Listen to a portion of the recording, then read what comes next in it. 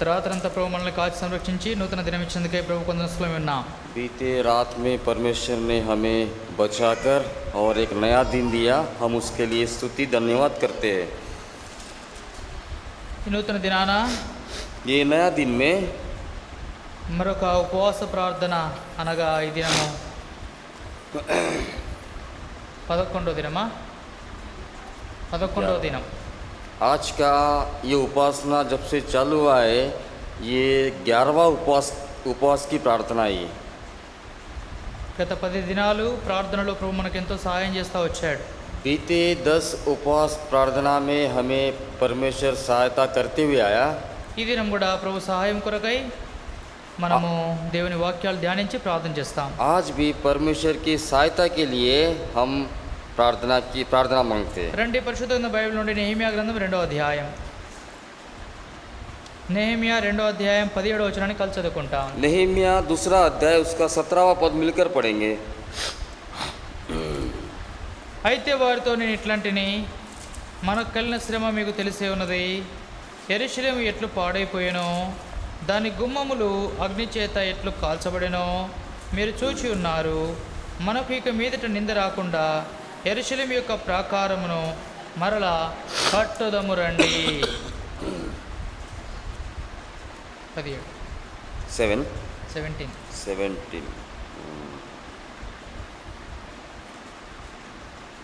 तब मैंने उनसे कहा, तुम आप देखते हो कि हम कैसी दुर्दशा में हैं कि यरूशलेम उजाड़ पड़ा है और उसके फाटक जले हुए हैं.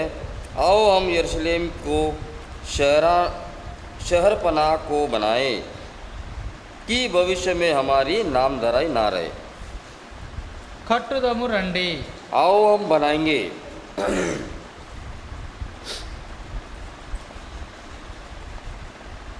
కట్టుదము రండి అనే మాట ఏం తెలుపుతుందంటే, आओ हम बनाएंगे, ये बात का क्या मतलब है यहाँ? కలిసి పోరాడేది తెలుపుతా ఉంది. हम मिलकर लड़ना, यही है इसका मतलब. నేను కడతాను అంటలేడు, मैं बनाऊंगा नहीं कहता यहाँ. లేకపోతే మీరు కట్టండి అనడం లేదు. ये आप बनाओ ऐसा भी नहीं कह रहा. కట్టుదము రండి. आइए हम मिलकर बनाएंगे.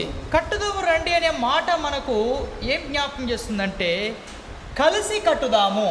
आओ हम बनाएंगे, ये बात हमको ये याद दिलाता है कि हम मिलकर बनाएंगे. మనమందరం కలిసి కడదాం. हम सब मिलकर बनाएंगे. గత 3-4 దినాలలో पिछले 3-4 दिनों में ఇదే మాట మనం ఆధారం చేసుకొని यही बात को हम आधार करते हुए మొదటి భాగంలో पहले भाग में చేతులను బలపరచుడి हाथों को दृढ़ करना, అనే భాగంలో इस भाग में 3 మాటలు ధ్యానించాం. हम 3 बातें ध्यान किया है. ఒకటి, पहली बात, నాయకుడైన నెహెమ్యా యొక్క సిద్ధపాటు. नायक और नेहम्या की तैयारी. రెండవది, दूसरा, విశ్వాసముంచి విధేయత చూపడం. विश्वास में रहकर आधीनता में रहना. నిన్నటి దినమున ప్రార్థనా జీవితము ద్వారానే యెరూషలేమును కట్టుకోవడానికి పూనుకున్న విధానం. कल के दिन में देखे हम प्रार्थना के द्वारा ही हम यरूशलेम को बना सकते हैं. ఈ దినము आज के दिन మరొక కొత్త అంశంతో మనం ఆరంభిస్తున్నాం. एक नया अंश से हम चालू करेंगे. కట్టుదము రండి అనే అంశములోనే आओ हम बनाएंगे, इस भाग में కలిసి పోరాడుడి, मिलकर लड़ेंगे. కలిసి పోరాడుడి అనే భాగంలో కూడా मिलकर लड़ेंगे, इस भाग में भी 3 భాగాలు ఉన్నాయి. 3 भाग है. దాంట్లో మొదటి భాగాన్ని ఈ దినం ధ్యానించడానికి ప్రయత్నిస్తాం. इसमें से पहला भाग हम ध्यान करेंगे. పరిస్థితులను పరిశీలించుట, यानी कि हमारे परिस्थितियों को जांच करना. పరిస్థితులను పరిశీలించండి పని చేయలేం. हमारे परिस्थितियों को बिगर जांच किए हम काम नहीं कर सकते. పని చేయడానికి ముందు ఏ పరిస్థితి ఎలా ఉందో పరిశీలించి చూడాలి. काम करने के पहले कौन सी परिस्थिति कैसी है उसे हमें जानना चाहिए और जांचना भी चाहिए. నెహెమ్యా నెహెమ్యా పరిశీలిస్తా వచ్చాడు. नेहम्या जांचते हुए आया। ఏం పరిశీలించాడు? क्या जांचा हो? పడిపోయిన ప్రాకారమును जो गिरा हुआ दीवार को కట్టక పూర్వం बनाने के पहले అతడు ఆ గోడలు ఎట్లు పడిపోయినాయి, वो दीवार कैसे गिर गए, ఏ రీతిగా గుమ్మములు కాలిపోయినాయి, वो गुम्मट कैसे जल गए, వాటిని పరిశీలించడం ఆరంభించాడు. उसको जांचना चालू किया। యెరూషలేము కట్టక పూర్వం यरूशलेम बनाने के पहले నెహెమ్యా नेहम्या ఏ రీతిగా किस रीति से పట్టణమంతయు పరీక్షించునో पूरा नगर को जांचा हो, ఆ విధంగానే उस विधि से మనము కూడా మన నిష్ఫలమైన జీవితమునకు కారణం ఏమిటో మొదట తెలుసుకోవాలి. हम भी हमारा व्यर्थ का जीवन का कारण क्या है ये पहला हम जानना है। ఫలములు లేని జీవితం, बगैर फल के जीवन, మనలో ఉన్న లోపం, हमारे में जो कमी घटी ఏమి కలిగి ఉన్నామో क्या पाकर है, అదంతటిని ఒకసారి పరిశీలించాలి. वे सबको हमें परखना है और जांचना भी है। ఎందుకు నేను ఫలించలేకపోతున్నాను, क्यों मैं फलवंत नहीं हो रहा, ఎందుకు నేను దేవుని పనిని చేయలేకపోతున్నాను, क्यों मैं परमेश्वर का काम नहीं कर सक रहा हूँ। ఒకసారి నీ జీవితాన్ని నువ్వు పరిశీలించుకుంటే దేవుడు నీకు స్పష్టంగా నీ జీవితాన్ని ముందు పెడతాడు. एक बार अपने आप को जीवन का जांच करो, फिर परमेश्वर आपके सामने रखेगा। నువ్వు ఎప్పటి వరకైతే పరిశీలించని రావో అప్పటి వరకు నీ హృదయ రహస్యాలు లేక లోపాలు నీ ఎదుటికి రావు. जब तक आपने आप को फरकेंगे नहीं, आपके कमी घटिया आगे नहीं आएंगे। ఆ దినములలో उस दिनों में విశ్వాసులు, विश्वासियों, క్రైస్తవ నాయకులు కూడా मसीहा के नायक भी దేవుని ప్రజలను ఉజ్జింప చేయాలని, परमेश्वर के प्रजाओं को मतलब प्रोत्साहन करने के लिए, వారిని మేల్కొల్పాలని उन्हें भलाई करने के लिए ప్రయత్నించి దాని కొరకు ప్రార్థించేవారు. उसे यत्न करके प्रार्थना करने की कोशिश करते थे। కానీ मगर నిస్సారమైన జీవితం, నిస్సారమైన సారము లేని జీవితం मतलब कोई काम का नहीं जीवन ఎలా కలిగేనో తెలుసుకోవడానికి कैसा पाया ये जानने के लिए వాళ్ళు ప్రయత్నిస్తూ వచ్చారు. वो यत्न करते आए। ఏమని ప్రయత్నించారు? क्या हो गया, ఏమన్నారు? क्या बोले, మేము పాపము చేసితిమి हम पाप किया है। అటువంటి వాడుకైన పదములు ప్రార్థనలో ఉచ్చరిస్తారు. ऐसे बातें प्रार्थना में उपयोग किए। మేము పాపం చేస్తామని ఉచ్చరిస్తారు కానీ हम पाप किया करके बोले, मगर కొంచెం సేపు ప్రార్థించి थोड़ी देर प्रार्थना करके దాని తర్వాత उसके बाद ఆ విషయాన్ని పూర్తిగా మర్చిపోతారు. उस विषय को पूरा भूल जाते। ఆయనను फिर भी ప్రార్థించితిమి, हम उन्हें प्रार्थना की है, ప్రార్థించినాం కదా అని प्रार्थना किया है करके ఏదో సంపాదించినట్టు తలస్తారు. यह हो सकता है कि हम कुछ कमा लिए।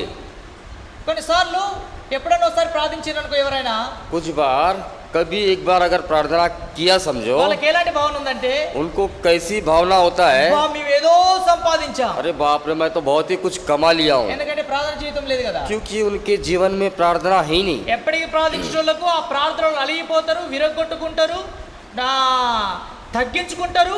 ఆ ప్రార్థనలో వారు ప్రార్థనతో పాటు కలిసిపోతారు. हमेशा जो प्रार्थना करता है वो अपने आप को कम समझते, नम्र समझते और उस प्रार्थना में मिल जाते। కానీ ఎప్పటికీ ప్రార్థన చేయకుండా जो हमेशा प्रार्थना नहीं ఏదో करते, ఒక రోజు ప్రార్థించేవారు, एक ही दिन प्रार्थना करने "అబ్బా, वाले, నేను ప్రార్థించినా."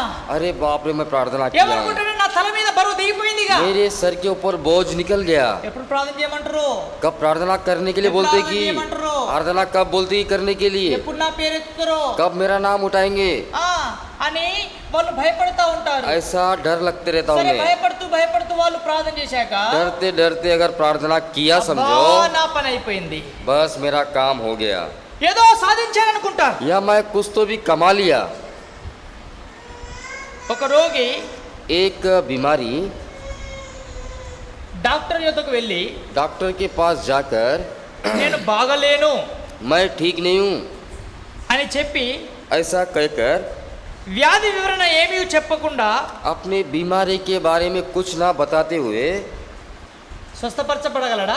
ऐसा चंगा हो सकता है? స్వస్థపరచబడలేడు. नहीं, चंगा नहीं हो सकता है। ఆ రోగి वो बीमारी తన వ్యాధి గురించి उसकी बीमारी के बारे में డాక్టర్కు చెప్పాలా? डॉक्टर को बताना चाहिए మన స్థితి కూడా अपनी स्थिति भी। వాడుక రీతిగా जैसे हम बोलेंगे ప్రార్థించుట ద్వారా అంతే బాగుపడను, प्रार्थना करने के द्वारा उतना ही ठीक होंगे, అంటే సరిగా బాగుపడలేం. यानी कि पूरा ठीक नहीं होंगे। దేవుని కొరకు వచ్చి మన బలహీనత పూర్తిగా చెప్పకపోతే బాగుపడలేం. परमेश्वर के पास आकर हमारे कमजोरी को हम नहीं बताएंगे तो हम ठीक नहीं होंगे। రోగి తన వ్యాధిని గురించి अपना बीमारी उसकी चंगाई के लिए డాక్టర్ తో విఫలంగా చెప్పాలి. वो डॉक्टर से पूरा खुल के बोलना। డాక్టర్ వ్యాధి ఏదో గ్రహించి डॉक्टर वो बीमारी को ग्रहण करके సరైన మందు దానికి ఇస్తాడు. उसको ठीक दवाइयाँ देता है। యెరూషలేము యొక్క ప్రాకారం పడిపోయెను, यरूशलेम के दीवार गिर गए, ఇశ్రాయేలు ప్రజల పాపమును బట్టి అవి కూలిపోయెను इसराइलियों के पाप के कारण वो गिर गए। అను సత్యమును వారు గ్రహించలేదు. ऐसा सत्य वे लोग ग्रहण नहीं किए। ఏదో పాపం చేసాం అంటున్నారు కానీ ये हम पाप किया है करके बोलते हैं, సంపూర్ణంగా గ్రహించని కారణముచే लेकिन पूरा ग्रहण नहीं किया। इस వారు कारण స్వస్థత పొందకుండా ఉన్నారు. वे लोग चंगाई नहीं पाए। దేవుడు परमेश्वर తన ప్రేమతో अपने प्रेम से అనేక సంవత్సరములు बहुत सालों तक తన ప్రవక్తల ద్వారా उसके प्रवक्ताओं द्वारा వారిని హెచ్చరిస్తూ వచ్చినప్పటికీ उन्हें चेतावनी देते आया, फिर भी వారు దేవుని హెచ్చరికలను నిర్లక్ష్య పెట్టారు. वे परमेश्वर की चेतावनी को मतलब निर्लक्ष्य किया। దేవునికి ఎడతెగక వారు అవిధేయులైతే వచ్చారు. परमेश्वर को लगातार उसके अधीनता में नहीं रहा। వారికి చాలంత సమయం ఇచ్చిన తర్వాత उनको जितना समय देना उतना समय देने के बाद దేవుడు परमेश्वर ने బబులోను రాజైన నెబుకద్నెజరును పంపి बबुलोन राजा के नेबुकदनेस्सर के भेजकर ఆ పట్టణం నాశనం చేశాడు. उस नगर को नाश कर ఆ दिया, ప్రాకారాలను పడగొట్టినాడు, उस दीवार को गिरा दिया, గుమ్మమును కాల్చివేసినాడు. उस गुम्मट को जला दिया। వారి సరి చేసుకునేంత సమయం వారికి ఇచ్చాడు. वो ठीक ठाक करने का समय भी दिया उन्हें। ఎప్పుడైతే వారు సమయాన్ని కోల్పోయి అవిధేయులైతే వచ్చారో దేవునికి, समय को खोकर और परमेश्वर की अधीनता में नहीं आया, అప్పుడు నెబుకద్నెజరును పంపి ఆ యొక్క యెరూషలేము అంతటి కూడా పాడు చేయడం జరిగింది. तब नेबुकदनेस्सर राजा को भेजकर यरूशलेम को नाश किया। ఆ దినములో కూడా విశ్వాస స్థితి ఇట్లే ఉన్నది. उस दिनों में भी विश्वासियों की स्थिति ऐसी थी, వారి జీవితాలు నిష్ఫలమై ఉన్నాయి. उनके जीवन भी व्यर्थ थे, ఎందుకనగా क्योंकि మానవ ఆచారములను పాటిస్తున్నారు, मानव के आचार को मतलब चल रहे उसके हिसाब से पालन कर रहे, మానవ పద్ధతులను పాటిస్తున్నారు, मानव की पद्धतियों को भी पालन कर रहे, దేవుని వాక్యమునకు లోబడక ఉన్నారు. परमेश्वर के वचन को सुन नहीं रहे। వారి నిష్ఫల స్థితి ఏమని వారు గ్రహించక ఉన్నారు. उनका व्यर्थ का जीवन के बारे में वो ग्रहण नहीं कर रहे। అయితే ఒక విషయాన్ని ఇక్కడ గమనిస్తే, यहाँ पे हम एक विषय ग्रहण करने से బలమైన కట్టడానికి బలమైన పునాది అవసరం. ताकत से बनाने के लिए ताकत की नींव चाहिए। కట్టుదము రండి అని పిలిచినప్పుడు आइए बनाएंगे करके बुलाने से ఎప్పటి వరకైతే మన బలహీనతో గమనించమో, जब तक हमारे कमजोरी को पहचानेंगे మన नहीं, నిష్ఫలమైన జీవితం గమనించమో, हमारी व्यर्थ की जीवन को भी नहीं అప్పటి पहचानेंगे। వరకు బలమైన కట్టడం కొరకు బలమైన పునాదిని వేయలేం. जब तक हम ताकत से नहीं बना सकते और ताकत से नींव भी नहीं डाल सकते। కాబట్టి బలమైన కట్టడానికి బలమైన పునాది వేసే వరకు కావాలి. हम ताकत से बनाने के लिए ताकत की नींव चाहिए। బండ మీద కట్టబడిన ఇల్లు వలె ఉండాలి. पत्थर के ऊपर बनाया हुआ घर के समान, గాలి తుఫాన్ వరదలు వచ్చినప్పటికీ कितना भी आंधी तूफान आ जाए అది నిలవగలిగేదిగా ఉండాలి. वो खड़ा रहना ही चाहिए। ప్రభువైన యేసుక్రీస్తే బండ అయి ఉన్నాడు. हमारे प्रभु यीशु मसीह ही चट्टान है। గనుక మన కట్టడం అంతటి కూడా हम जो बनाए वो पूरा ఆయన మీదనే నిర్మించాలి. उसके ऊपर ही हम बनाना है। యేసు ప్రభువును ఆనుకొని లేక యేసు ప్రభు ద్వారానే కట్టుకోవాలి. प्रभु यीशु मसीह के द्वारा ही निर्माण करना चाहिए, అనగా यानी ఆయన బోధ, उसका उपदेशము, उसका उपदेश, చిత్తము, उसका ग्रहण, इच्छा, పరలోకపు ఏర్పాటు, ये अपना स्वर्ग राज का निश्चित, దేవుని యొక్క శక్తిని పొంది परमेश्वर की शक्ति पाकर దైవ జ్ఞానం మీదనే మనం ఆధారపడవలసిన వారమై ఉన్నాం. दैविक ज्ञान के ऊपर ही हमको आधार होना पड़ेगा। క్రీస్తు యేసే ముఖ్యమైన మూలరాయి అయి ఉండగా प्रभु यीशु मसीह ही हमारा पत्थर है। అపొస్తలులు, प्रेरितों, ప్రవక్తలు प्रवक्ताओं, వేసిన जो डाला, जो नींव डाला, పునాది మీద కట్టబడాలి. उस नींव के ऊपर बनाना है। ఎఫెసు పత్రిక एफेसियो 2వ అధ్యాయం उसका दूसरा अध्याय 20వ వచనం उसका 20वां वचन గమనించండి. 2:20 క్రీస్తు యేసే ముఖ్యమైన మూలరాయి ఉండగా అపొస్తలులు, ప్రవక్తలు వేసిన పునాది మీద మీరు కట్టబడి ఉన్నారు. एफेसियो 2:20 एफेसियो दूसरा अध्याय उसका 20वां पद।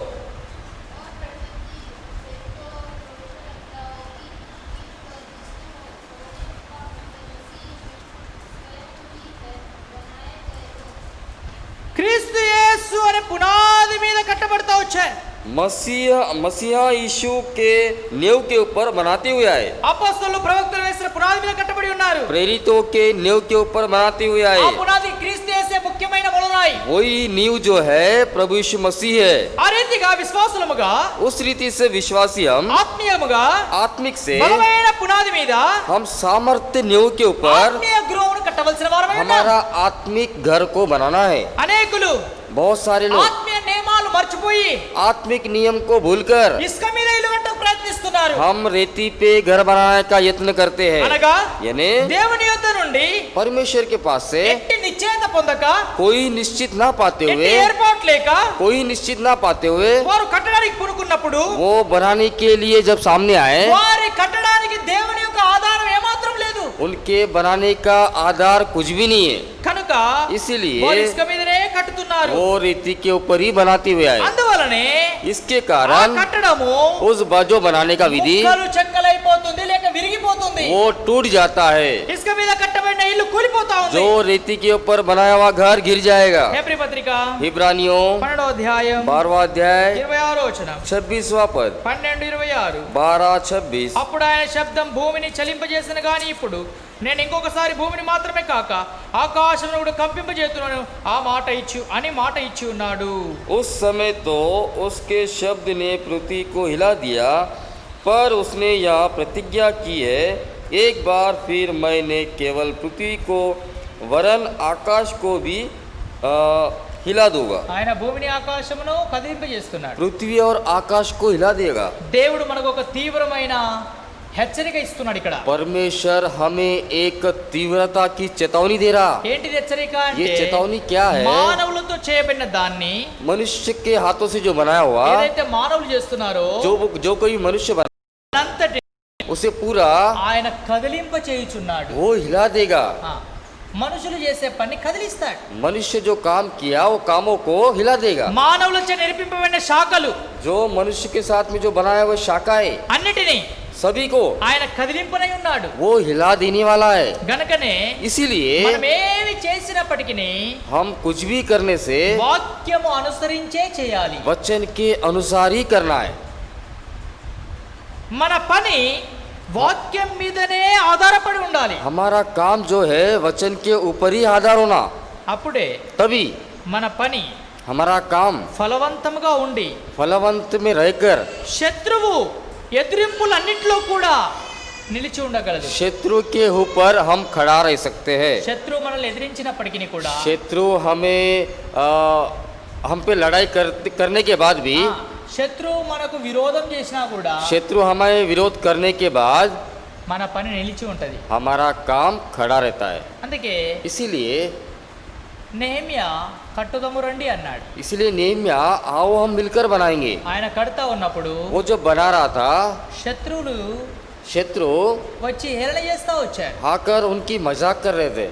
నీవు కడుతున్నావు కానీ కూలిపోద్ది. आप तो बना रहे हैं मगर ये गिर जाएगा. కానీ నెహెమ్యా मगर नेहम्या ఆ కట్టడం वो जो बनाना మనుషుల మాయోపాల మీద మనుష్- లేక మనుషుల మాట ద్వారా కట్టలేదు, मनुष्य के बातों के द्वारा नहीं बनाया, దేవుని మాట ద్వారా కట్టాడు. परमेश्वर के बातों के द्वारा ही बनाया.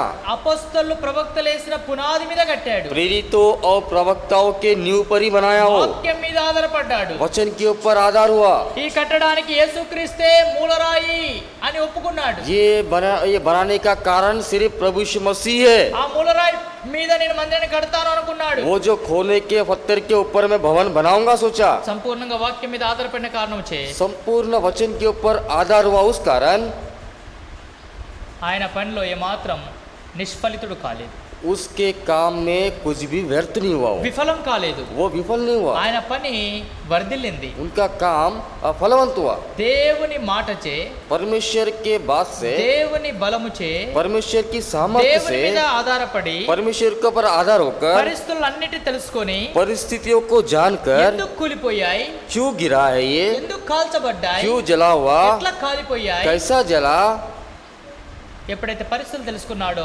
जब वो परिस्थिति जान लिया అప్పుడే శ్రేష్టమైన పని చేయగలిగినాడు. तभी वो श्रेष्ठ काम करने लगा. మనం కూడా ప్రార్థన చేయడానికి ముందుగా हम भी प्रार्थना करने के पहले కట్టుదము రండి. आइए हम बनाएंगे। కట్టడానికి కొరకు మనకి ఏం కావాలా? बनाने के लिए हमें क्या चाहिए? మనం మన పరిస్థితులు తెలుసుకోవాలా. हम अपने आप को जांच रहा है అసలు परिस्थितियाँ, ఎందుకు కూలిపోయాం? क्यों गिर गए हम, ఎందుకు కట్టలేకపోతున్నాం? क्यों बना नहीं सक रहे, ఇన్ని దినాల నుండి ఎందుకు దేవుని మందిరం పని ఆగిపోయి ఉంది? इतने दिनों से भवन का काम क्यों रुका है, లేకపోతే ఇన్ని దినాల నుండి ఎందుకు పెళ్లి కాకుండా ఉన్నది? क्यों इतने दिन से शादी नहीं हुआ, ఎందుకు ఇన్ని దినాల నుండి ఇల్లు కట్టలేకుంటున్నారు? क्यों इतने दिनों से मकान नहीं बनाया, ఎందుకు ఇన్ని దినాల నుండి పిల్లలు కాకుండా ఉన్నారు? क्यों इतने दिनों से बच्चे नहीं हुए, ఎందుకు ఇన్ని దినాల నుండి ఎంత పరీక్షలు రాసినా విజయం పొందలేకపోతున్నారు? क्यों इतने दिनों से भी मैं परीक्षा लिख रहा हूँ मगर सफल नहीं हो रहा, ఎందుకు వ్యాపారం చేసినా వర్ధిల్లలేకపోతున్నారు? क्यों मैं बिजनेस कर रहा फिर भी मैं फलवंत नहीं हो रहा हूँ, ఎందుకు సేవ చేసినా ఫలించలేకపోతుంది? क्यों मैं सेवा कर रहा हूँ फिर भी फलवंत नहीं हो रहा మన है। నిష్ఫలితమైన జీవితాన్ని ఒకసారి పరిస్థితులను గుర్తు చేసుకోవాలి. हमारा एक बार व्यर्थ की जीवन को जांचना है, ఒకసారి మన యొక్క పుస్తకాన్ని తెరవాలా. एक बार हमारे पुस्तक को खोलना ఆ है, పుస్తకంలో కమ్మలు తిప్పి తిప్పి చదవాలా. उस पुस्तक के पेजेस को घुमाना है और ఫలాని पढ़ना है। సంవత్సరంలో ఎట్లా ఉంటిని? हम पिछले दिनों में कैसे थे, నా ఆ సంవత్సరం యొక్క జీవితం ఎలా ఉండే? पिछले साल का जीवन कैसा था, ఆ సంవత్సరం యొక్క రాబడి ఎలా ఉండే? उस पिछले साल का हमारा इनकम कैसा ఆ था, సంవత్సరంలో ఎలా పని చేస్తేని? उस साल हम कैसे काम ఆ किए, సంవత్సరంలో ఎలా ప్రార్థన చేస్తేని? हम कैसे प्रार्थना भी ఆ की, సంవత్సరంలో దేవుడి సన్నిధికి ఎలా వచ్చితిని? उस साल में प्रभु के सम्मुख में कैसे ఇప్పుడు आए, ఏమైంది? अभी क्या हो गया। పరిస్థితులు గమనించి ప్రార్థన చేయాలి. परिस्थितियों को जांच कर प्रार्थना करना है। పరిస్థితులను గమనించకుండా నువ్వు ప్రార్థన చేస్తే ఆ ప్రార్థనకు నిష్ఫలితమే. अगर परिस्थितियों को नहीं जानेंगे आप प्रार्थना करेंगे तो व्यर्थ है। సంపూర్ణంగా నీ పరిస్థితి, నీ పడిపోయిన స్థితిని నువ్వు ఎరగాలి. पूर्ण परिस्थितियों को आपको जांचना है। నేమియా కట్టడానికి పూనుకున్నాడంటే పరిస్థితిని ఎరిగాడు. नेहम्या बनाने के लिए वो आया सामने तो अपने परिस्थिति को जान लिया। నేమియా మొదటి అధ్యాయం 2వ వచనంలో नेहम्या पहला अध्याय उसका ఆ दूसरा वचन యూదులందరూ में పోయి ఎట్లా కూలిపోయింది, ఎట్లా పడిపోయింది తెలుసుకుంటా వచ్చాడు. वो यहूदियों के पास जाकर कैसा गिरा ये जानते हुए आया। ఎప్పటి వరకు నువ్వు తెలుసుకోలేవు అప్పటి వరకు కట్టలేవు. जब तक आप जानेंगे नहीं तब तक आप बना सकते नहीं। ఇంతకాలం ఎందుకు కాలేదు? इतना दिन तक क्यों नहीं हुआ, ఇంతకాలం ఎందుకు రాలేదు? इतने दिन तक क्यों नहीं ఇంతకాలం आए, ఎందుకు పోలేదు? इतने समय तक क्यों नहीं आया, ఇంతకాలం మోకాళ్ళ మీదకి ఎందుకు రాలేదు? इतने समय तक घुटने पे क्यों नहीं आया, ఇంతకాలం నుండి స్వస్థత ఎందుకు రాలేదు? इतने समय तक चंगाई क्यों नहीं हुआ। ప్రియులారా, प्रियो, ఈ యొక్క సత్యాన్ని పరిస్థితిని గమనించే వివేచన నీకు కావాలి. ये जो परिस्थिति को जानने का विवेक चाहिए। ఎప్పుడైతే నెహెమ్యా పరిస్థితులను పరిశీలించాడో, जब नेहम्या ने परिस्थिति को जान लिया, గ్రహించాడు, जब ग्रहण किया నేను నా ఇంటి వారు చేసిన పాపం దీనికి కారణం. मैं और मेरे घर वाले जो पाप किया यही कारण है, ఆ కారణం చే यही कारण से దేవుడు సమయం ఇచ్చాడు. परमेश्वर ने समय दिया, అయినా దేవునికి అవిధేయత చూపెట్టినాం. फिर भी परमेश्वर की अधीनता में नहीं आया। అందుకే నెబుకద్నెజర్ వచ్చి యెరూషలేమును పాడు చేసిన. इसीलिए नेबुकदनेस्सर राजा ने आकर यरूशलेम को गिरा दिया। ఎవరిచ్చారండి నెబుకద్నెజర్కు స్థానము? कौन दिया उसे स्थान नेबुकदनेस्सर को, చెప్పండి, ఎవరిచ్చారు बताइए। నెబుకద్నెజర్ స్థానం? యూదులే. यहूदियों ने दिया। ఈనాడు సాతాను స్థానం ఎవరిస్తున్నారు? आज शैतान को हम स्थान कौन दे रहा है, విశ్వాసులే. विश्वासी। అపవాదికి స్థానం ఎవరిస్తున్నారు? अपवादी को स्थान कौन दे रहा, అపవాది వాడంతటా వాడు రాడు. शैतान अपने आप नहीं आता, స్థలము దొరికితేనే వస్తాడు. उसे स्थान मिलेगा तभी आएगा, స్థలము లేదనుకోండి వాడు రాడు. अगर स्थान नहीं है तो नहीं आएगा। ఫస్ట్ వాడు వచ్చి స్థలం చూస్తాడు. पहले आके वो अपना स्थान देखेगा। మన హృదయంలో ఏమైనా స్థలం ఉందా? अपने हृदय में कोई स्थान है, హృదయంలో కొంచెం స్థలం దొరికితే వాడు వచ్చి కూర్చుంటాడు. अपने हृदय में अगर थोड़ा सा भी स्थान मिल गया आकर बैठ जाएगा। ఉదాహరణకు మనం అందరం ట్రైన్లలో ప్రయాణం చేసిన వారమే. हो सकता है उदाहरण में हम ट्रेनों में सफर किए लोग हैं, ట్రైన్లో ప్రయాణం చేసినప్పుడు ट्रेन में सफर करते समय అందరూ కూర్చొని ఉన్నారు. सब तो बैठे ही है, అందరూ కూర్చొని ఉన్నారు కదా सब बैठे ही है ना। అని మనం నిలబడి ఉన్నాం అనుకోండి, अगर हम खड़ा है समझो, అట్లే నిలబడే ఉంటాం. वैसे ही हम खड़े ही रहेंगे। మనం ఏం చేయాలా? हम क्या करना, అమ్మ కొంచెం జరగవా, ए माँ थोड़ी सी కొంచెం जगह दो ना, थोड़ी सी जगह दो ना, కూర్చుంటా. थोड़ा सा बैठूंगा। ఆరంభంలో ఏమంటది? स्टार्टिंग में क्या कहेंगे, ఒకటే కాలు మీద కూర్చుంటా. एक ही पैर में बैठूंगे, మెల్లమెల్లగా జరిగి జరిగి ఏమైంది? धीरे धीरे धीरे धीरे వాళ్ళని అటు అనగొచ్చి वो से उधर दबा देता, ఈమె రాజ్యం వెళ్తది. यही पूरी बढ़ जाती। అర్థమవుతుందా? समझ में आ रहा। అపవాది పని కూడా అంతే. हाँ, ये जो शैतान का काम भी वैसा ही है, కొంచెమే అడుగుద్ది ముందు కాదు. थोड़ा सा ही स्थान पूछेगा।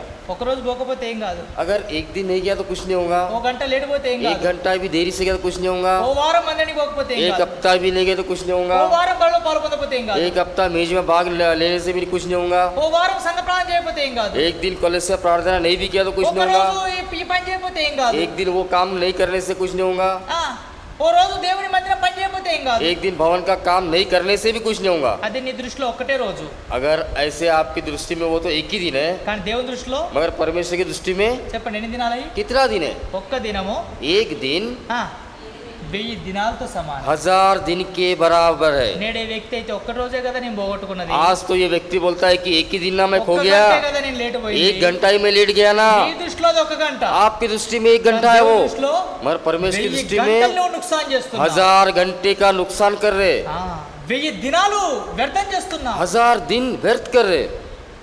ప్రియ సోదరి సోదరుడా, प्रिय भाइयों बहनों, యూదులు అట్లా నిర్లక్ష్యం చేసి నెబుకద్నెజరుకు స్థానం ఇచ్చి యెరూషలేమును పడగొట్టుకోవడానికి కారణమైపోయారు. यहूदिया ने ऐसा निर्लक्ष्य करके नेबूकदनेस्सर को स्थान देकर उसके द्वारा वो यरूशलेम गिराया गया।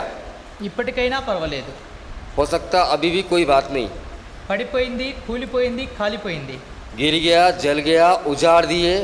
అయితే నేమి ఏం చెప్తుండంటే नेहमिया क्या कहता है? మన పరిస్థితులు మనం గ్రహిస్తాం. हमारी परिस्थितियों को हम जांच लेना ఎందుకు पड़ेगा। అపవాదం వచ్చాడో చూద్దాం. क्यों शैतान आया देखना पड़ेगा, పరిశీలించి उसे जांच कर, సరి చేసుకొని उसे ठीक ठाक करके ప్రభు ఎదుకు వస్తాం. प्रभु के सम्मुख में ప్రభా, आकर, ఈ కారణమే నిష్ఫలితమైపోయాం, हे परमेश्वर मैं इसी कारण मैं व्यर्थ हो गया हूँ, ఇందుకే ఫలించలేకపోయాను, इसी कारण मैं फलवंत नहीं నీ हुआ, భూమిని పాడు చేసిన, मैं आपके पृथ्वी को खराब कर నీ दिया, విత్తనాలు పాడు చేసిన, आपके बीज को भी खराब कर నీ दिया, సమయం పాడు చేసిన, आपका समय को भी खराब कर दिया, అంతా పాడు చేసిన వాడు पूरा पूरा खराब करने वाला मैं हूँ।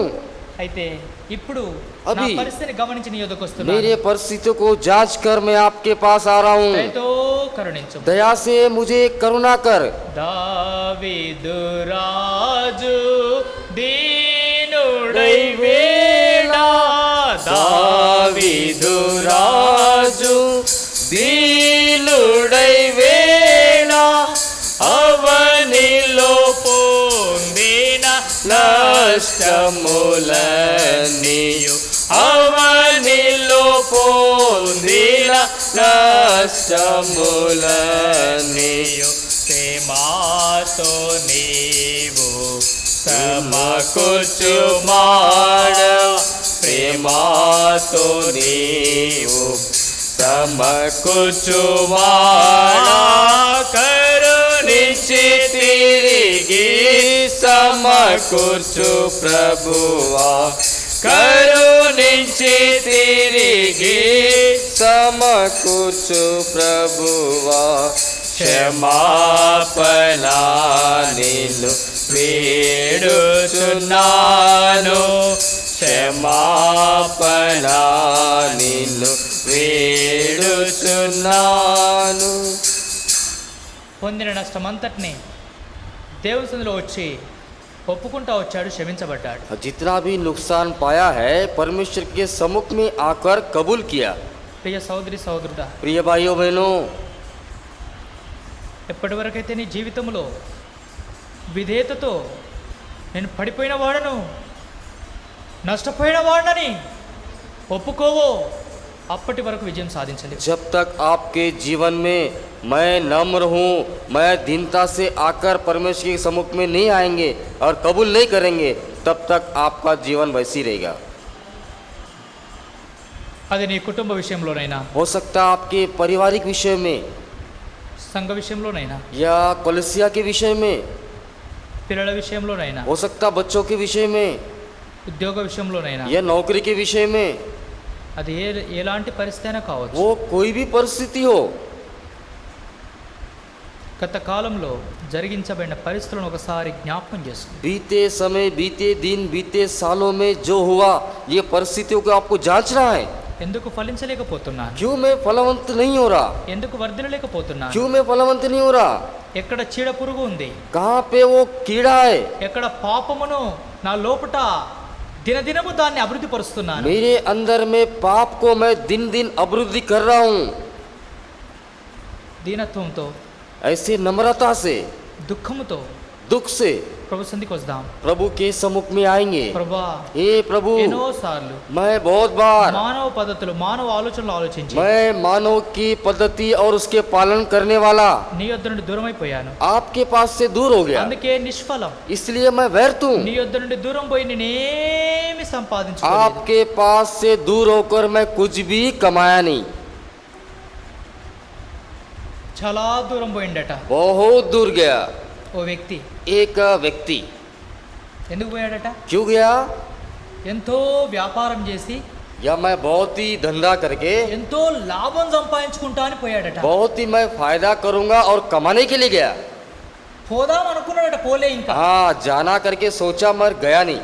ఆ, అనుకునేటప్పుడే वो सोचते समय ही దేవుడు వచ్చి परमेश्वर ने आकर నువ్వు నీ ప్రాణాన్ని నేడు రాత్రి నీ ప్రాణాన్ని అడుగుతున్నాను, आज के रात में मैं आपका प्राण को मांग रहा हूँ। నువ్వు సంపాదించినవంతా ఎవరి వగును అన్నాడట. आप जितना भी कमाए वो किसका होगा? ప్రియ సోదరి సోదరుడా, प्रिय भाइयों बहनों, సంపాదించి పెట్టినాం, हम तो कमा के रखा है। కానీ ఒకవేళ ఈనాడు రాత్రి ప్రాణం పోతే ఎవరివేవి? अगर आज के दिन हमारा प्राण गया तो किसका है? ఎవరి కొరకు సంపాదిస్తున్నావు? किसके लिए कमा रहे? ఎవరి కొరకు ప్రయాసపడుతున్నావు? किसके लिए हम यत्न कर रहे? అందుకే ఆ ప్రాణం పోకముందే इसलिए वो प्राण जाने के पहले ప్రభు యొద్దకు వచ్చి, प्रभु के सम्मुख में ప్రభువా, आकर, ఎంతో నష్టపోయాను, हे प्रभु मैं नष्ट पाया ఎంతో हूँ, కోల్పోయాను, बहुत मैं खो गया ప్రభు हूँ। సంధికి వచ్చి प्रभु के सम्मुख में आकर అవిధేయుడనైపోయాను, मैं बहुत ही अविधेय बन गया। ఇప్పటికైనా విధేయుడైతాను, अभी भी मैं आपका नम्रता में आऊंगा। నేను దుఃఖంతో ఒప్పుకుంటున్నాను, मैं दुख से कबूल कर నీ रहा సంగతి हूँ। తీర్మానం చేసుకుంటాను, आपके सम्मुख में मैं निश्चित कर నీ रहा हूँ। వాక్యం మీదనే ఆధారపడతాను. आपके वचन पे आधार करता हूँ मैं। ఎప్పుడైతే ఈ తీర్మానం నువ్వు చేసుకుంటావో जब आप ये निश्चित करोगे అప్పుడే ఫలవంతమైన జీవితం జీవించగలుగుతావు, तभी आप फलवंत जीवन पाएंगे, అప్పుడే तभी యెరూషలేమును కట్టగలుగుతావు. यरूशलेम को बना सकते। లేక నీ కుటుంబాన్ని నీ नहीं- యొక్క పరిస్థితులను సరి చేసుకోగలుగుతావు. नहीं तो आपका कुटुंब परिवार को, आपको परिस्थिति को ठीक ठाक कर सकते। గతాన్ని ఎరగకుండా నేడు సరి చేయబడాలంటే సరికాదు. पिछले दिनों को ना जांचते हुए आज हम ठीक होंगे तो नहीं होंगे। నష్టం ఎక్కడొచ్చిందో తెలుసుకోకుండా లాభం ప్రాప్తించలేం. नुकसान कहाँ पे आया हम उसको नहीं जानेंगे तो उसका फायदा भी नहीं उठा చూడండి, सकते। ఇంట్లో ఏదైనా వాసన వస్తుంది అనుకోండి, हो सकता है घर में कहीं अगर हमारा बांस आ रहा है, कहीं गंदगी आ रही है, అది ఎక్కడి నుంచి వస్తుందో చూడకుండా वो कहाँ से आ रहा ना देखते हुए ఎంత సెంట్లు కొట్టినా పోద్దా అండి? कितने भी हम सेंट मारो जाएगा, वो పోద్దా? जाएगा। ఏం చేయాలా? क्या करना है? వాసన ఎక్కడి నుంచి వస్తుందో ఎందుకు వస్తుందో అది గమనించాలా. वो दुर्गंध बांस कहाँ से आ रहा हम उसे जांच रहा है। ఎలుక ఏడ చచ్చిపోయి ఉన్నదో చూడాలా, वो चूहा कहाँ मरा है देखना ఆ है। ఎలుకని తీసి పడేయాలా, वो चूहा को निकाल के फेंकना, అప్పుడే వాసన తక్కువైంది. वो तभी दुर्गंध बांस खत्म ఎప్పుడైతే होगा। ఎలుక తీసి పడేవో అప్పటిదాకా నీ ఇంట్లో వాసనే. जब तक चूहों को नहीं फेंकेंगे तब तक वो बासी रहेगा। నేటి జీవితంలో వాసనే ఉంది. आज के दिन में हमारे अंदर दुर्गंधी है, మన హృదయంలో కావచ్చు, మన గృహంలో కావచ్చు, हमारे मकान में हो, हमारे हृदय में వాసన हो, తీయకుండానే वो दुर्गंध ना निकलते పై हुए నుంచి సెంట్లు కొడుతున్నాం. ऊपर से तो हम इतर मार रहे हैं। ఎంత సెంట్లు కొట్టినా, कितना भी सेंट मारे, ఎంత ప్రార్థన చేసినా कितना प्रार्थना करे, ఈ ప్రార్థన కూడా సెంట్లు కొట్టినట్టే. ये प्रार्थना भी सेंट के बराबर है। సచ్చిన ఎలుకని తీయకుండా, जो मरे हुए चूहे को नहीं निकालते हुए, పాపాన్ని తీసి పడేయకుండా पाप को ना निकालते हुए, ఎంత ప్రార్థన చేసినా कितना भी प्रार्थना करो, స్నానం చేయకుండా పైన సెంట్లు కొట్టుకున్నట్టే. हम अगर बिगड़ ना आए, अगर सेंट मारने से कोई फायदा नहीं। కొంతమంది कुछ 10 लोग రోజుల దాకా స్నానం చేయరు, 10 दिन तक नहाते नहीं, 10 రోజుల దాకా స్నానం చేయరు, 10 दिन तक नहीं नहाते, మంచి మంచి బట్టలు వేస్తారు, अच्छे अच्छे कपड़े పై पहनते, నుంచి సెంట్లు కొట్టుకుంటారు. अच्छे अच्छे सेंट भी, ఆ సెంట్ పవర్ ఉన్నంత మట్టుకే సెంటు, वो सेंट की जितनी ताकत है उतना ही देर तक అది रहेगा। పోయి ఇంకా మళ్ళా వస్తుంది నీ లోపటి నుంచి వాసన. वो जब जाएगा तब आपके अंदर से असली सेंट आएगा, అసలీ సెంట్ ఆయగా, నిజమైన సెంట్ వస్తుంది. असली सेंट आएगा। ప్రియులారా, ఈ నిజమైన పాపం అనే సెంట్ తీసిపడి ये सही पाप को आप निकाल के फेंक दो। అవిధేయత, ये है मतलब अपन आधीनता में जो नहीं रहते, ఆజ్ఞ అతిక్రమం, आज्ञा का अतिक्रमण, తెలిసి उल्लंघन, తెలిసి చేసే పాపం, जो जानकर भी हम पाप करते हैं, సులువుగా చిక్కులు పెట్టే పాపం, जो एकदम इजी में जो हमें मतलब संकट में डालता है, వాసన వచ్చే పాపం. दुर्गंध आने वाले पाप, ఈ వాసన వచ్చే పాపాన్ని తీసేస్తేనే నీ జీవితం వర్ధిల్లుతుంది. ये दुर्गंध आने वाला पाप को निकालने से ही आपका जीवन फलवंत होगा। యెరూషలేముకు నేమియా వచ్చి చేసిన పనికి ఇదే. यरूशलेम में नेहमिया आकर काम यही किया। కట్టుదము రండి అనగానే టకటక కడతాడు అనుకున్నామా? आइए बनाएंगे करके बोलने से जल्दी बनाएगा क्या वो? కట్టుదము రండిలో ఇన్ని మాటలు ఉన్నాయి. देखो आओ बनाएंगे तो इतने बातें इसमें। మొదటి దినాన్ని ఏం చూసా? पहले दिन क्या देखा? కట్టుదము రండి అనే మాట నాయకుడు సిద్ధపడాలి. आओ हम बनाएंगे इस बातें में नायक तैयार होना। రెండో దినంలో ఏం చూసా? दूसरे इसमें क्या देखे? దాంట్లో విశ్వాసముతో ప్రజలందరూ విధేయులు కావాలా. उसमें विश्वासी लोग सभी आधीनता में आना। మూడో దినమున तीसरा दिन ప్రార్థన ద్వారానే ఆ పని జరగాలి. प्रार्थना के द्वारा ही वो काम होना चाहिए। ఈ దినమున आज के दिन మనము కలిసి కట్టుదాము రండి. आओ हम मिलकर बनाएंगे। ఈ కలిసి కట్టుదాము రండి అనే విషయంలో मिलकर बनाएंगे इस विषय में పరిస్థితులను తెలుసుకోవాలా. हमारे परिस्थितियों को जांचना है. పరిస్థితులను పరిశీలించకుండా ఏ కట్టడం కూడా కట్టలేము. हम परिस्थितियों को अगर नहीं जानेंगे तो हम कुछ भी नहीं बना सकते. చిన్న ఉదాహరణ చెప్పి ముగిస్తాను. हम छोटा सा उदाहरण बताकर अंत करेंगे. కొన్ని స్థలాలలో कुछ स्थान में బోర్ వేయక ముందు हम बोरिंग नहीं डालने के पहले దానికి పైలే बोरिंग डालने के पहले అక్కడ నీళ్లు ఉన్నాయా లేవా తెలుసుకొని బోర్లు వేస్తారు. वहाँ पे पानी है ये जानकर बोरिंग डालते. మన దగ్గర చుట్టుపక్కల ఏడేడ పడ్డాయి కాబట్టి టక్కనే వేసినాం కానీ हम यहाँ पे आजू बाजू में पानी जल्दी गिरा उसके कारण हम बोरिंग डाले. అదే మీరు దూర దూర ప్రాంతాలు పొలాలకు పోతే वही आप खेतों में जाओ అసలు ఫస్ట్ నీళ్లు పడతాయా లేవా అని కొన్ని కొన్ని ప్రయోగాలు ఉంటాయి. वो वहाँ जांचते हैं कि यहाँ पानी गिरता है या नहीं. ఆ స్థలంలో ఏదో చేస్తారు. वो स्थान में उसका निरीक्षण करते ప్రాక్టికల్ దాన్ని పర్యవేక్షిస్తారు. उसको मतलब निरीक्षण करते నీళ్లు ఎంత లోపల పడతాయి, ये पानी कितना अंदर तक गिरेगा कितना अंदर है ये నీళ్లు ఉంటాయా లేవా. इसमें पानी है या नहीं. కాబట్టి బోర్ వేసే ముందు పరిశీలించడం అవసరం. वो बोरिंग करने के पहले उसका निरीक्षण करना बहुत जरूरी అదే है. విధంగా మనం ప్రతి కట్టడం ముందు పరిశీలించుకోవాలి మన हम జీవితాలు. भी कोई बनाने के पहले हमारे जीवन को जांचना परखना. ఏదైనా లోపం ఉందా, हमारे में कोई कमी घटी है क्या, ఏదైనా కొదవ ఉందా, हमारे इसमें कोई कमी है, వాక్యానుసారం చేస్తున్నామా లేదా, वचन के अनुसार कर रहे हैं या नहीं. అవిధేయులమైన మమ్ము పరీక్షించుకోవాలి. हम जो आधीनता में नहीं है हमें जांचना है, అప్పుడే మనం విజయం పొందుతాం. तभी हम जय पाएंगे. మనం పరిశీలించుకోకుండా విజయం పొందలేం. हम अगर जांचेंगे नहीं तो हम विजय भी नहीं पाएंगे. లోపల ఉన్న పాపాన్ని తీసివేయకుండా విజయాన్ని పొందలేం. जो दुनिया में जो पाप है उसको नहीं निकालेंगे तो विजय प्राप्त नहीं होगा. పాపమును కప్పుకొని हम पाप को छिपाकर గంటలు గంటలు ప్రార్థన చేసినా ఏడిచినా కూడా అది ఒట్టిదే. घंटे घंटे प्रार्थना करने से भी व्यर्थ है. అదే పాపాన్ని వదిలిపెట్టి ఒక్క నిమిషం ప్రార్థన చేయి. वही पाप को छोड़कर सिर्फ केवल एक ही मिनट प्रार्थना करो. దేవా నేను పాపాన్ని వదిలిపెట్టి నన్ను క్షమించుమాను. हे परमेश्वर मैं अपने पाप को छोड़ दिया मुझे क्षमा कर. చాలు, దేవుడు ఎంత సంతోషపడతాడు. बस देखो इतना ही है कि परमेश्वर कितना प्रसन्न होता है. నువ్వు పాపాన్ని వదిలిపెట్టకుండా अगर आप पाप को ना छोड़ते हुए 11 దినాలు ఉపవాసం ఉన్నా, 11 दिन भी अगर उपास 21 रहे, दिनों उपवास 21 दिन भी रहे, 40 దినాలు ఉన్నా, 41 दिन भी रहे, 50 దినాలు ఉన్నా, 51 दिन भी रहे, ఎన్ని దినాలు ఉన్నా నీ ఉపవాసం ఒట్టిదే. कितना दिन भी रहो आपका उपवास व्यर्थ है. నీ నిజమైన ఉపవాసం ఏంటిదంటే आपका सही उपवास क्या है. పాపాన్ని వదిలిపెట్టడమే నిజమైన ఉపవాసం. पाप को छोड़ना ही ये सही उपवास. భోజనాన్ని వదిలిపెట్టడం కాదు, भोजन को छोड़ना नहीं, పాపాన్ని వదిలిపెట్టడం నిజమైన ఉపవాసం. पाप को छोड़ना यही सही उपवास है. దేవుని మాటకు అతిక్రమించడము, తప్పడమే, నేను నీ మాట వింటాను అని చెప్పడమే పాపాన్ని వదిలిపెట్టడం. परमेश्वर की बात को उल्लंघन करना ही और उसके बातों को सुनना यही है पाप को छोड़ना కనుక है. మన జీవితాన్ని పరిశీలించుకొని, हमारी जीवन को जांच कर, పరిస్థితులను పరిశీలించుకొని हमारे परिस्थितियों को जांच कर కట్టుదము రండి. आइए हम बनाएंगे. మన పరిస్థితి ఏమై ఉంది, हमारी परिस्थिति क्या हो गया, ఏడ పడిపోయా, कहाँ गिर गए, ఎందుకు కట్టలేకపోయా, क्यों बना नहीं सक रहे, ఎందుకు చేయలేకపోతున్నా. क्यों नहीं कर सक रहे. మనమందరము हम सब మన మనసాక్షి మనల్ని ప్రేరేపించినట్లు हमारा विवेक हमको प्रेरित करने के ఎక్కడ మన लिए మనసాక్షి మనకు లోపం చూపుద్దో कहाँ पे हमारा विवेक का कमी घटी दिखाता, దాన్ని కప్పుకొనక उससे ना छुपाते हुए ఒప్పుకొని విడిచిపెట్టి उससे कबूल करके छोड़ना. కట్టుదము రండి. आइए हम बनाएंगे. రండి ప్రార్థన చేస్తాం. आइए हम प्रार्थना करेंगे.